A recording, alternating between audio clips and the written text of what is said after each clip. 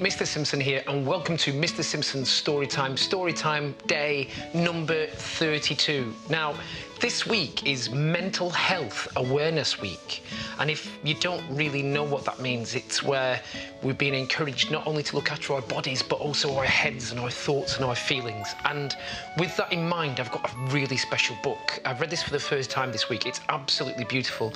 It's by a man by the name of Matt Haig, and it is The Truth Pixie. Now, this one's a little bit longer, so I want you to really concentrate, and I hope you enjoy The Truth Pixie. Here we go. In a land 2,000 miles from here is a place where snow falls all the year. There you find trolls and goblins and elves, and talking rabbits rather pleased with themselves. Other odd creatures live there as well, like this Truth Pixie, whose tale I shall tell. Truth Pixie's sad, as she's not like the others. She's not like her 19 sisters or 38 brothers. She's not like her brother Brian, who dances and sings. She's not like her sister Silver, with bright, shiny wings. She can't tell stories. She can't sing songs. She can't do magic. She can't right wrongs. In fact, for a pixie, she's quite peculiar. And the reason for that is her great Aunt Julia. When she was young, Aunt Jay cast a spell. She said, "From this day the truth you shall tell, to be the Truth Pixie." That is her curse. She must tell the truth for better or worse. Imagine. Wherever she is, whatever the day, she only has one kind of thing to say. Just as cats go meow and cows go moo, the Truth Pixie can only say things that are true. It's good to never tell a lie, that's what people always say, but they've probably never met the Truth Pixie. On a cold midwinter's morning, if she'd done something wrong, she'd have to confess. And if he looked scruffy, she'd say, "What a mess." So the Truth Pixie stays alone in her little yellow house with no friends, except for a strange brown mouse. The mouse is called Marta and lives in her hair. Yeah, that's right, her hair. Look, the mouse is there. "Hello, I'm Marta." The pixie looks at her empty shelves. "We must go to town to feed ourselves." The Truth Pixie sighs as she puts on a shoe. She's ever so lonely. But what can she do? To make good friends, it shouldn't be hard. Invite them to dinner, send them a card, sing them a song, or have a party. Be super kind and dress real smartly. Well, poor TP. She's tried this and more. But now look, she's scared to leave her own door. No matter the card, no matter the song, something always goes wrong. Like the time she made dinner for an elf named Tinky, and she said that her breath was far too stinky. Or when she had a party for her sister Amelie and sang happy birthday in front of her family. "Happy birthday to you, happy birthday to you. All my family are creepy, but not as much as you." So her family got cross and never came back. And where there were friends, there was now a big lack. So the Truth Pixie decided, along with her mouse, to give up on friends and stay sad in her house. Truth shouldn't hurt people. Truth shouldn't surprise, but oh Marta, it does. I so wish I'd tell lies. When I go out, I hope to see absolutely no one except you and me. The Truth Pixie looked in the mirror and tells herself, "Don't cry," even as she wipes a lonely tear from her eye. And so she is off, walking fast into town, trying to look unfriendly and keep her head down. But oh no, what's this over here? An elf waving and grinning ear to ear.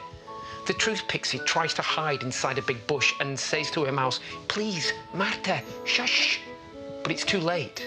She knows it's true, because the elf is saying, "How do you do?" Of course, most people would say, "I'm fine, have a nice day," and then they'd be happily on their way. But the Truth Pixie can't just be polite. The pixie tells the truth if it takes until night. So she breathes deep and closes her eyes. "Well, I'm feeling dreadful, and that's no lie.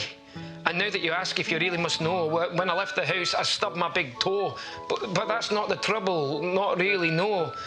The trouble is, these truths just won't let go. Every elf or pixie who asks me a question gets a horrible truth I can't help but mention. So I'm stressed in bed and stressed on the loo, and the mouse in my hair has just done a poo. Okay, right, says the elf, backing away. Is that the time? Maybe another day. Our pixie, poor pixie, waves by and feels sad. I reply to the questions, but they just think I'm mad. I don't know how to stop doing what I do without answering questions with things that are true. The truth pixie carries on with her walking and hopes she won't have to do any more talking. I wish there was someone who could handle the truth, but there isn't. And my lonely heart is the proof. As she reaches town, the road becomes busy. The truth pixie's fear of questions is making her dizzy. Do you like my hair? Another elf inquires. It looks like 1,000 ugly wires. What about my clothes? I got them from this great place. Well, to be fair, they're better than your face. The elf is angry and goes bright red. I hate you, Pixie. I wish you were dead. Along comes a rabbit, fluffy and brown, wondering about the truth pixie's frown. Good day, Pixie. What are you thinking? The truth pixie groans and speaks without blinking. I'm thinking that rabbits are the oddest things ever. Floppy-eared weirdos who aren't very clever. I'm thinking, I wish they didn't go shopping when they can't even walk and insist upon hopping. And I keep on stepping in the gross round droppings. I'm sorry for this truth, but it's just not stopping. The truth pixie bites her own hand and runs down the street until she looks up and sees 2 massive feet. Too late, crash and bump. She bangs into a foot and a big warty lump. The foot is so huge and knobbly and wide, the pixie feels fear all through her insides. I'm so sorry. I didn't see where I was going. But hey, look at that. I think it stopped snowing. The truth pixie stares up and up into the sky. Her heart beats fast, and there's no wondering why. The person she's met is no person at all, but a troll who's way over 30 feet tall. She knows of the troll. She's seen him before. He likes to start fights, and he's best to ignore. He picks up the pixie to get a close look. The truth pixie read about this in a book.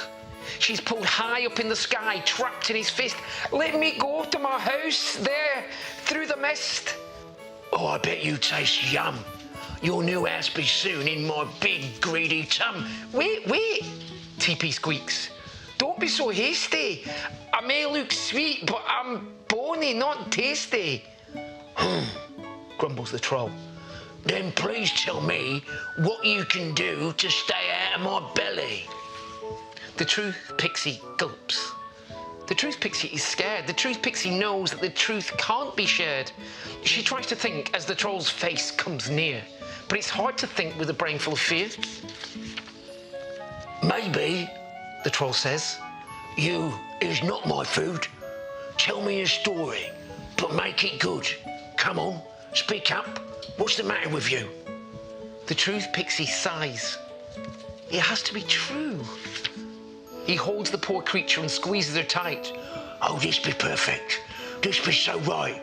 You see, I scare every creature and every bird, so the truth be something I never have heard. But, says the pixie in a rather quick blurt, you should know that the truth can sometimes hurt.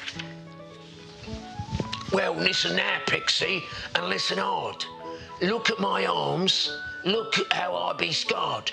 I be tough as a rock and strong as stone. I have no fear in my blood and none in my bone. I eat monsters for breakfasts and beasts for my tea. There's nothing that scares me, don't you see? The truth won't hurt. I'm too tough for that. I'm no big, soft, fluffy, scaredy cat. Cat? Says the mouse in the truth pixie's hair, and she looks for a cat, but no cat is there. The troll keeps talking with breath that does stink. Tell me truth, Pixie, what do you think? The truth pixie tries to keep her mouth closed. She covers her lips and breathes out of her nose. But the truth is strong. The truth can't be planned, so the truth comes fast and down goes her hand. What do I think? I've nothing to say. Oh no, the words are on the way. I think you are lumpy and warty and stupid. I think you are smelly and ugly and putrid. I think you are dumb and not in a fun way. If you were a plane, you'd get stuck on the runway. I think your teeth are yellow and brown. I think you should be careful when you go into town. I think your feet are too stompy and you make people shake. You are a giant, horrendous, walking earthquake. You eat people who shouldn't be eaten and once crushed a whole town in a land called Sweden. You're a nasty troll who smells like wee, and now I suppose you're still going to eat me. The truth pixie closes her eyes and waits to be lunch. The troll opens wide and he's ready to munch. I'd be mad and I'd be cross. I need to show who'll be the boss. I should eat you up, I really should, but you taste like the truth, and that'd be no good. So the giant troll gets ready to throw, and into the air the pixie does go. She flies over fields and over mountains. She flies over palaces and pretty fountains. She flies over horses eating hay. One looks up to the sky and shouts, "Nay!" She spins and twists and rolls through the air as Marta grips onto her fast-blowing hair. She's thrown so far by the troll, who is stinky, that she arrives in a town now known as Helsinki. She drops through a window on the edge of town and sees a human in a dressing gown. The girl on the bed hugs a pillow patterned with foxes. She sits and she cries in a room full of boxes. "Who are you?" says the girl. "And what are you doing?" The truth pixie sighs. "Is more trouble brewing? I'm the truth pixie, and I was hoping you would ignore me, because I can't sing songs and I can't tell a story. Just as cats go meow and cows go moo, the truth pixie can only say things that are true. Far away is the home where I belong. I got thrown by a troll who found the truth too strong. I've upset 2 elves and a rabbit who hops. I hate this truth. It just never stops. I'm the most miserable thing you ever did see. I upset people just by being me." The girl smiles softly. "I know the feeling." She looks sadly up at the ceiling. "My name is Ada. It has 3 A's. We're moving house in just 2 days." The truth pixie feels bad. She can see the girl's truth. This is nearly her last night under this roof. There are other things too that the pixie can see. Ada's 100 worries about what will be. "You are the truth pixie. Tell me how this ends. Can I stay in this town with all my friends? Will my father keep his job? Will my gran get better? Was the doctor lying in his scary letter?" The truth pixie hears this and knows she can't leave. She must answer with truth, but make her believe.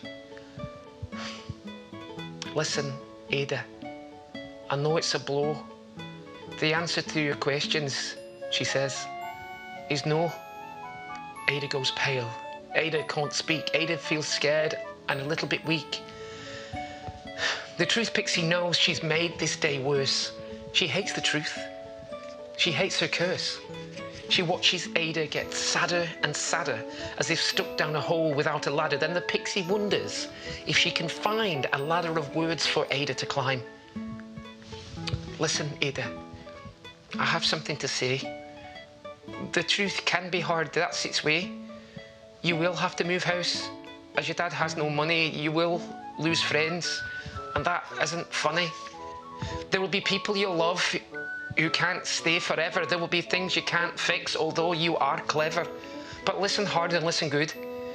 Life might not be as it should, but you are young, and your life will be magic.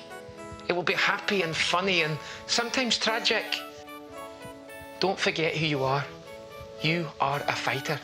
As the dark in the sky makes the stars shine brighter, you will find the bad stuff has good bits too. The bad bits are the days that make you you. You can't always see goodness, but it's always there. Just like the mouse seed hides in my hair. If everything was perfect every single day, you'd never know the good from the just about okay. The truth is, your future will often be great. It's bad, now you're 7, but wait till you're 8. You will make new friends, as good as the old. Friends who will warm your heart against the cold. The house you move to will be smaller than here, but you'll be happy there this time next year. The best thing in life are yet to come. You'll read great books and you'll have great fun. You'll have a pet cat you'll name after your gran. Cat? Worries Marta. It's time I ran. The rest of your life is full of good stuff. You'll travel the seas, both calm and rough. It's up to you, wherever you go. The sun of the desert, the cold of the snow. You'll eat ice cream, tasting of strawberry and rose. You'll feel happiness from your head to your toes. You'll love your pet cat and she'll enjoy a cuddle. And you'll dance and sing and splash in the puddle. You'll have fun at Christmas and Easter too. In summer you'll sometimes go to the zoo. You'll laugh at bad jokes and fall off the chair. Feel the sun on your face and the wind in your hair. You see, your life is like a voice. How you use it is really your choice. You can live life as a mumble or sing it clear, but it will often be special. You'll be glad to hear. You'll have so many moments, whole years full of fun. They'll be just waiting once these sad days are done. Sure, life isn't always one big smile, but things turn out fine when you wait a while. Yes, the night has dark bits, but it has stars too. And you'll feel when they shine that they shine just for you. You will step outside and see from the park that the light is brighter when it's next to the dark. You'll have so many great times ahead and soft, happy dreams from inside your bed. The future is changing. A life is a mix. A life's made of hope like a house is of bricks. And tonight, right now, you feel very sad, but the rest of your life won't be so bad. Ada listened, and Ada heard. Ada hung on every word. Ada knows the Pixie's right. The present is dark, but the future is bright. Thank you, Truth Pixie. You have made things clear. I will cry today, but I won't cry all year. It's all a bit weird and a little bit mad, but you'll never know happy unless you know sad. The Truth Pixie starts to feel a bit pleased. Ada gives Marta some very fine cheese. The Pixie sighs. I guess I should go. The girl thinks hard and then says, no! The far north, said the Pixie, is where I belong. But even as she says it, she feels it is wrong. Ada stands up and looks very serious. Listen, she says. It's not so mysterious. You've just said that life is about what we choose. If you stay with me, you've nothing to lose. The Truth Pixie thinks. The Truth Pixie ponders. The Truth Pixie blinks. The Truth Pixie wonders. With you? Are you sure? But what about your dad? Dad talks about pixies when he thinks I'm sad. He won't mind, he likes my friends. Really? Says the Pixie, and her heart starts to mend. But what about Marta when you get your new cat? Yes, we'll need to think about that. Maybe I'll get a dog instead. The future keeps changing. That's what you said. The Truth Pixie smiles from ear to ear. Her first actual smile in over a year. Thank you, Ada. Thanks for being you. Thanks for making me glad to be true. And Ada smiles back and looks out at the sky. The Pixie is proud that she never did lie. Ada's father walks in and sees the creature there with its big bright eyes and a mouse in its hair. Then he sees something stranger that he couldn't replace. A smile on his daughter's once sad face. Oh, Pixie, he says, thank you a lot. Ada wanted a smile, and now that's what she's got. You must stay with us. If you've got no better plan, join us for supper. There's soup in the pan. Oh, thank you, says TP. You're so very kind. Can my mouse join too, if you really don't mind? Ada laughs, and her father laughs too. And the truth Pixie laughs, and the laugh feels new. The Pixie still lives there to this day. Her truth no longer needs to hide away. That's the power of a loving friend. And here's the part where we say the end. Bye-bye. Thank you very much. I really love this story. This was Matt Haig's The Truth Pixie, and I will see you tomorrow. Bye.